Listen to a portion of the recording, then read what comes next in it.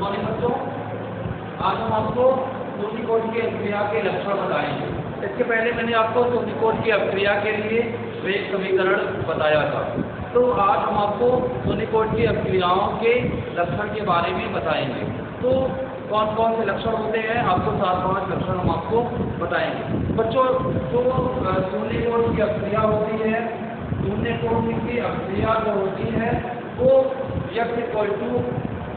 Kc समीकरण का पालन करती है। यूनिकोड की अभिक्रिया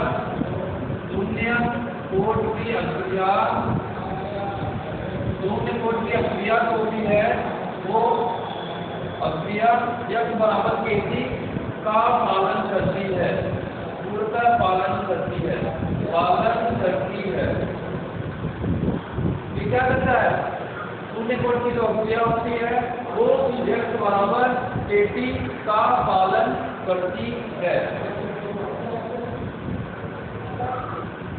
यूनिकोड की अभिक्रिया जो होती है वो अगर यदि हम एक ही सांद्रता एक और अगर हम समय के बीच में ग्राफ खींचते हैं तो एक सीधी रेखा प्राप्त होती है। अगर यूनिकोड की अभिक्रिया के लिए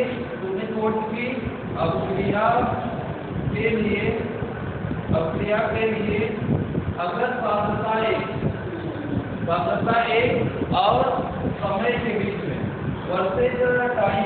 समय के बीच में अगर हम ग्राफ खींचते हैं तो एक सरल रेखा प्राप्त होती है।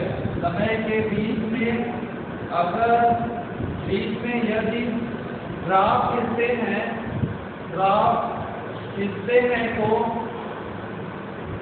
हैं तो एक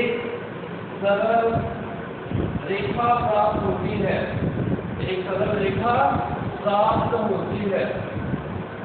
अगर हम ग्राफ खींचेंगे और समय के बीच में अगर ग्राफ खींचते हैं तो एक सरल रेखा प्राप्त होती है। एक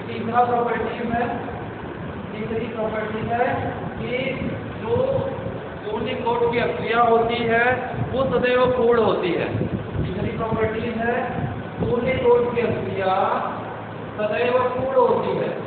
यूनिकोड की अभिक्रिया सदैव पूर्ण होती है। कई बार पूछा जाता है कि यूनिकोड की अभिक्रिया ऐसे करके क्रिया है वो पूर्ण होती है, अपूर्ण होती है, इनमें से कोई नहीं, दोनों, ऐसे करके प्रश्न पूछे जाते हैं। तो यूनिकोड की अभिक्रिया सदैव क्या होती है? पूर्ण होती है। तो जो यूनिकोड की अभिक्रिया होती है वो सदैव पूर्ण होती है। आप ये जानते रहिए, यूनिकोड की अभिक्रिया जो होती है वो हमेशा क्या होती है? पूर्ण होती है। तो ये हो गया, इसके बारे में हमने आपको बताया। फिर इसके बाद हम आपको बताते हैं अर्ध आयुकाल के बारे में। क्या बताते हैं इसके बाद? अर्ध आयुकाल क्या होगा? अर्ध आयुकाल होता क्या है? Half life period. अर्ध आयुकाल, हाफ लाइफ पीरियड। सबसे पहले हम आपको अर्ध आयुकाल की परिभाषा बताते हैं, फिर इसके बाद हम यूनिकोड की अभिक्रिया के लिए अर्ध आयुकाल की गणना करेंगे। तो सबसे पहले क्या करेंगे? अर्ध आयुकाल की परिभाषा बताएंगे। तो क्या होता है अर्ध आयुकाल? अब हमारे कोई अभिक्रिया है तो उसका अर्ध आयुकाल वह समय बताता है कि वह समय है जिससे कि जो अभिकारक की सांद्रता क्या हो जाती है? आधी हो जाती है। अभिकारक की सांद्रता क्या हो जाती है?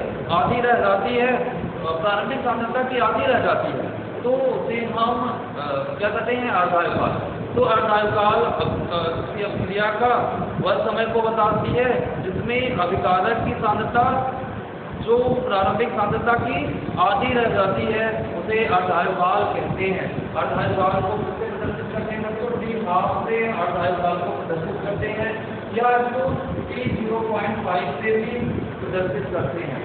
अर्ध आयुकाल को हम डी हाफ से या D0.5 से भी प्रदर्शित करते हैं। तो उसकी परिभाषा क्या होगी? किसी अभिक्रिया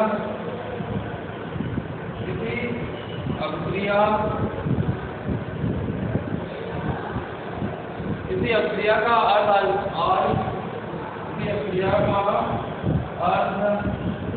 आय काल किसी अभिक्रिया का आयुकाल उस समय को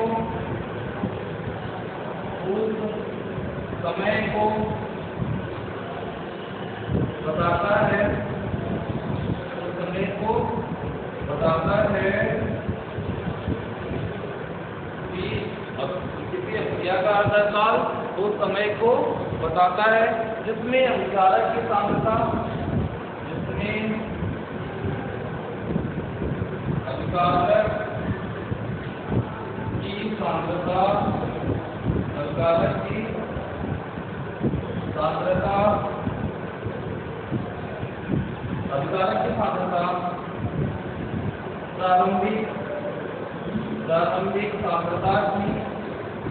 प्रारंभिक सांद्रता की आधी रह जाती है, प्रारंभिक सांद्रता की आधी रह जाती है।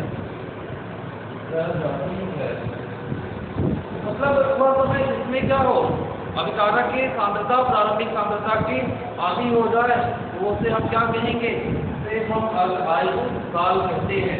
इसे टी हाफ या T0.5 से भी कहीं व्यक्त करते हैं। जैसे टी हाफ या T0.5 से व्यक्त करते हैं। टी हाफ से या T0.5 से इसे व्यक्त करते हैं। तो ये हो गया बच्चों अर्ध आयुकाल के बारे में हो गया। अब हम जीरो ऑर्डर जो रिएक्शन है, शून्य कोटि की अभिक्रिया है, इसके लिए हम समीकरण को समीकरण बताते हैं आपको, तो देखिए हम कैसे कैलकुलेशन करते हैं अर्ध आयुकाल। तो आगे है शून्य कोटि की अभिक्रिया के लिए अर्ध आयुकाल की गणना हम कैसे करेंगे, उसके बारे में हम आपको बताते हैं। आपको मालूम है कि होता क्या है, सांद्रता A बराबर क्या होता है बच्चों, मैंने अभी बताया था उसे, सांद्रता A बराबर होता है माइनस के टी प्लस क्या होगा A। ये मैंने आपको बताया था कि A सांद्रता A बराबर होता है माइनस के टी प्लस A0 होता है, प्लस A0 होता है ना, इसके बारे में बताया था। यदि T बराबर क्या होता है यहाँ पर, यदि T बराबर क्या होता है T हाफ, यदि T बराबर क्या होता है तो T हाफ हो जाए तब क्या होगा, यदि T बराबर क्या हो जाए T हाफ, तो समीकरण में क्या हो जाएगा A/0/2 या A सांद्रता A0/2 हो जाएगा। एक किसके इक्वल हो जाएगा, इक्वल हो जाएगा माइनस के टी हाफ हो जाएगा, माइनस के टी हाफ प्लस A0 हो जाएगा, प्लस A0 क्या हो जाएगा, A इसके बराबर हो जाएगा। तो के टी हाफ, इसलिए टी हाफ इक्वल टू क्या हो जाएगा, इसलिए A T half equal to हो जाएगा A0/2 हो जाएगा। एक टी हाफ बराबर क्या हो जाएगा A0/2 हो जाएगा, या टी हाफ बराबर क्या हो जाएगा, टी हाफ बराबर क्या हो जाएगा, हम के को इधर लेते आते हैं, लेकर के आते हैं, क्या हो जाएगा A0 शांतर कर लेते हैं 2k हो जाएगा, 2k हो जाएगा। यदि हम A0 को A मान लें तो क्या हो जाएगा, तो A अपान हो जाएगा 2k, यदि सांद्रता को स्मॉल a मान लें तो क्या हो जाएगा A/2k हो जाएगा। तो या हम इसको लिख सकते हैं T हाफ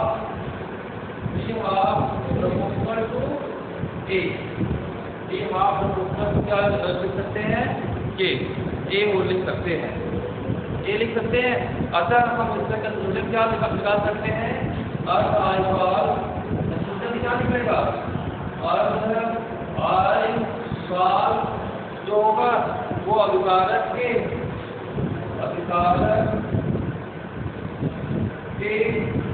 प्रारंभिक अपकारक के प्रारंभिक सांद्रता के समानुपाती होता है। अपकारक के प्रारंभिक सांद्रता के समानुपाती होता है। तो इस तरह से हम शून्य कोटि की अभिक्रिया के लिए अर्धानुपात की गणना करते हैं। नेक्स्ट डे हम आपको बताएंगे प्रथम कोटि की अभिक्रिया के बारे में।